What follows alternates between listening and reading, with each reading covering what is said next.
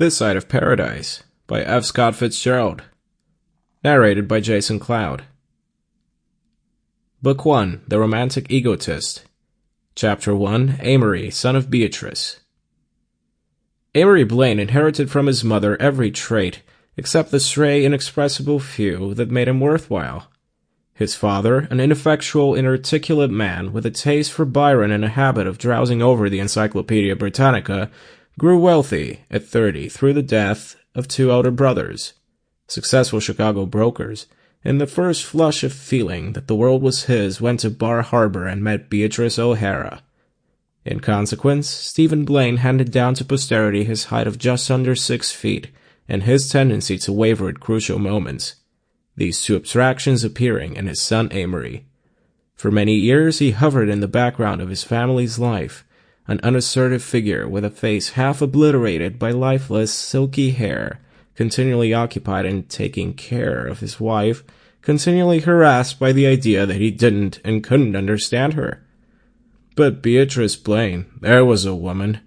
Early pictures taken on her father's estate at Lake Geneva, Wisconsin, or in Rome at the Sacred Heart Convent, an educational extravagance that in her youth was only for the daughters of the exceptionally wealthy, showed the exquisite delicacy of her features, the consummate art and simplicity of her clothes. A brilliant education she had.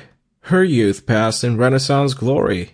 She was versed in the latest gossip of the older Roman families, known by name as a fabulously wealthy American girl to Cardinal Vittoria and Queen Margherita, and more subtle celebrities that one must have had some culture even to have heard of. She learned in England to prefer whiskey and soda to wine, and her small talk was broadened in 2 senses during a winter in Vienna.